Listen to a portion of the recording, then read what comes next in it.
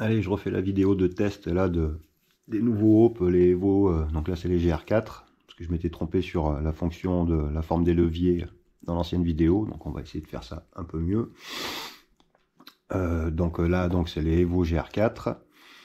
Donc pas de grosse révolution comme il y a eu entre les Tech 3 et les Tech 4, où là il y a eu un gain de puissance assez phénoménal et une grosse amélioration du toucher grâce à l'ajout des roulements à billes sur le pivot du levier. Mais par contre, quand même pas mal de petites évolutions qui sont pas révolutionnaires, mais qui sont quand même sympas. Donc déjà, la rigidité de l'étrier a été augmentée. Et de ce fait, du fait de l'augmentation de la rigidité de l'étrier, on pourra l'étrier Evo n'est pas compatible avec les disques ventilés, pour justement garder cet ajout de rigidité. Donc les gens qui ont des disques ventilés, là, ceux qui sont un peu fendus au milieu, là, eh ben, ils ne seront pas compatibles avec les nouveaux étriers Evo. Après, en termes de piston, hein, comme sur les V4, il y a un piston un peu plus gros et un peu plus petit. Donc sur les V4, là, on avait un piston de 18 et là, un de 16. Là, on voit bien quand même qu'il y a une bonne différence de taille. Alors que sur les GR4, le piston là est toujours 18, mais celui-là a augmenté un petit peu, il est passé à 17. Donc c'est pas flagrant à l'œil, mais voilà, le petit piston est un peu plus gros. Sinon l'étrier c'est réduit aussi, il est un peu moins volumineux. Ça c'est pour permettre une meilleure intégration. Donc là on le voit bien. Hein. Là sur les nouveaux, il est à peu près à 4, on va dire à 4 cm en gros de large. Et sur les anciens, les V4, il était à quasiment, ouais, même 4,5 quoi. On a gagné à peu près 5 mm de largeur hein, au niveau de l'étrier. Et donc sur les évolutions du levier mètre-cylindre, donc c'est principalement au niveau du piston à l'intérieur et du levier qu'il y a eu des grosses évolutions. Donc c'est vrai que sur les Tech 4, le levier était assez plat et était quand même très long. Donc on était obligé de régler, les gens qui aiment bien mettre freinage un doigt et avoir le doigt dans le crochet, il fallait régler le levier assez loin. Et le levier avait une course quand même assez longue. Et enfin, pas que le levier, même le piston avait une course assez longue pour avoir une attaque franche. Et même quand on le réglait pour avoir du coup une attaque un peu typée on-off, bah, la course était encore un petit peu longue. Et puis du coup, on se retrouvait avec un levier assez loin pour vraiment avoir le réglage maximum avec une course un peu on-off. Donc là, on voit bien hein, sur les Evo. Donc là, c'est le levier standard. Donc c'est là que je m'étais lardé sur la première vidéo. Donc maintenant, il y a trois types de leviers proposés. Donc il y a le levier contrôle. C'est le levier qui va offrir le plus de progressivité dans le freinage. Donc c'est le levier le plus courbé. Donc il va avoir une courbure ici beaucoup plus prononcée. D'origine, là, c'est le levier standard, qui offre quand même une courbure assez prononcée, donc qui est vraiment agréable pour un freinage un doigt. Hein. Et après, le levier power, c'est le levier qui offre le plus le côté on-off dans le freinage, qui va augmenter un peu la puissance. Et là, on aura un levier moins creusé à ce niveau-là, quoi. Alors, c'est quand même sympa de retrouver un crochet plus important que sur les anciens. C'est ce que les gens, enfin certaines personnes n'aimaient pas trop ce levier parce que le crochet n'était pas assez prononcé. Et en plus, on se retrouve aussi avec un levier beaucoup plus court que sur les Tech 4, sur les Evo. Donc là, ça ressemble un peu plus au levier qu'on avait sur les Tech 3 qui était super agréable. Alors après, il y a eu une petite modification du coup au niveau du piston et de son système de guidage pour justement offrir une attaque plus prononcée. On va dire il y a moins de courses pour avoir un freinage puissant. Donc ça va être un peu plus typé on-off. Et en fonction du levier qu'on choisira, le côné on-off sera soit accentué, soit un peu diminué. Donc toujours le montage sur roulement à billes hein, pour ce toucher assez exceptionnel hein, que vous propose. Hein. C'est dur d'avoir un tel ressenti, que ce soit sur les Tech 4 ou sur les Tech 3 ou les Evo, hein, sur les autres freins. Quand on pose le doigt sur un levier Hope et et qu'après on passe sur d'autres freins, on sent quand même qu'il y a une grosse différence en termes de toucher. Nouvelle couleur aussi, donc le Grey Smoke, vraiment super joli.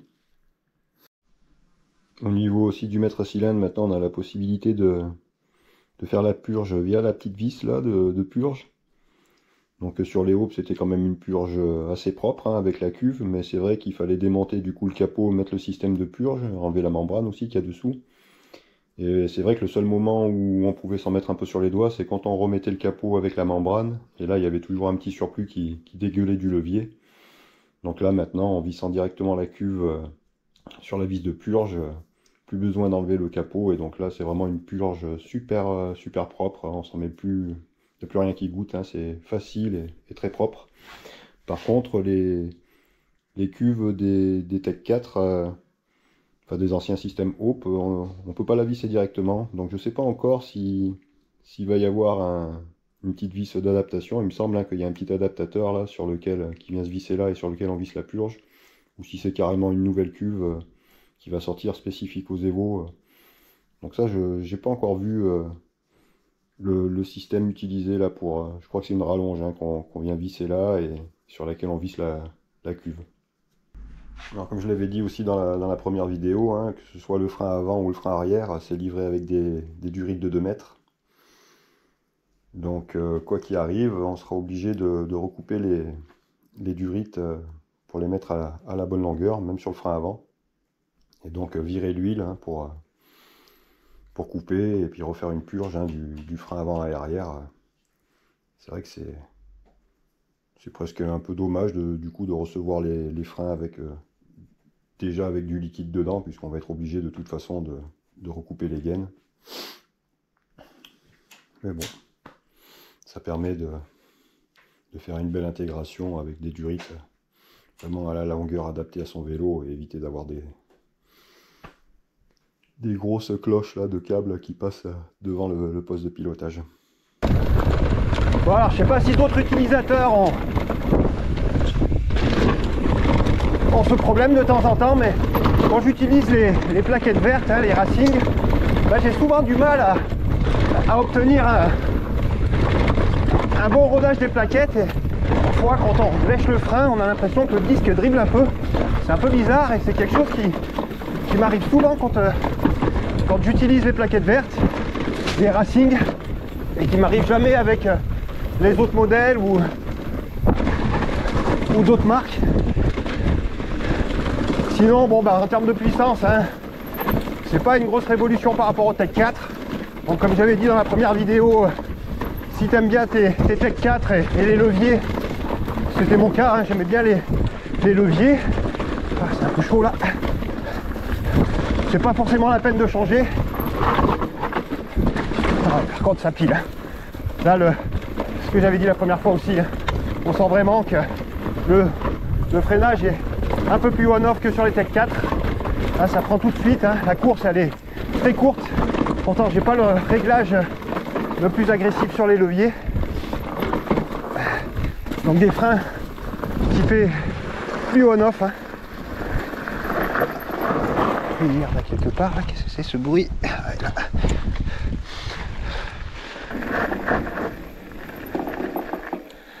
Là on l'entend quand je freine doucement, ce petit bruit là. Ça c'est quelque chose qui m'arrive régulièrement quand j'utilise les plaquettes Racing.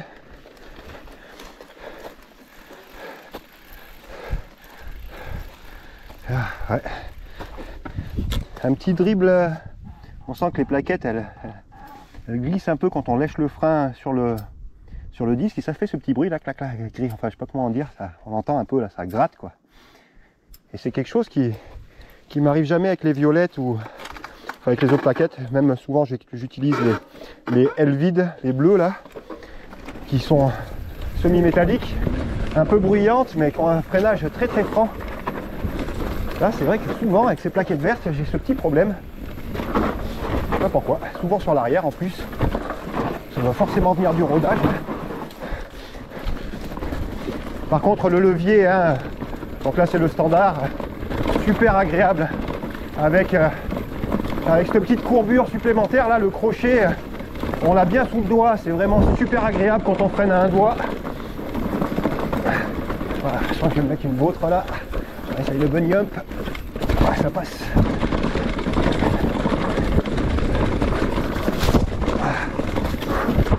Caillasse. Bon, toujours un super feeling hein, au niveau du toucher des freins. C'est vrai qu'on y va un peu plus doux parce que du coup l'accroche est beaucoup plus franche. Vu que c'est des freins méga puissants.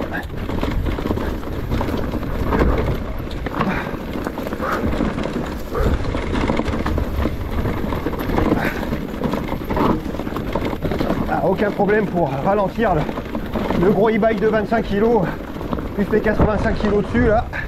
On touche le frein tout de suite hein. Ça freine vraiment très fort comme sur les Tech 4 hein.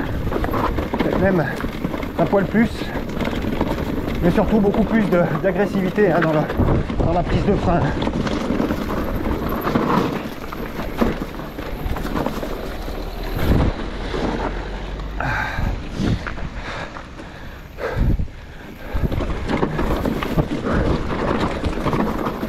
Vraiment sympa ce cheval.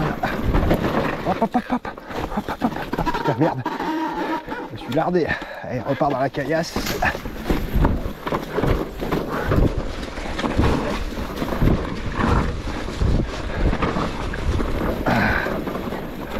C'est vraiment toujours des freins exceptionnels qui donnent tout ce qu'on a besoin, hein. De la puissance, de la bonne gestion, un toucher fabuleux.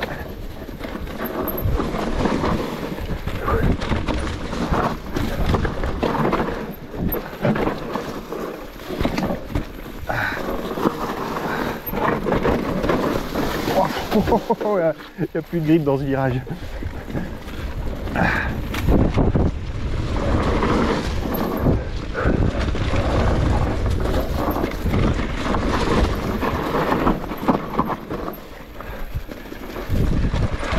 Vraiment des super freins, comme toujours.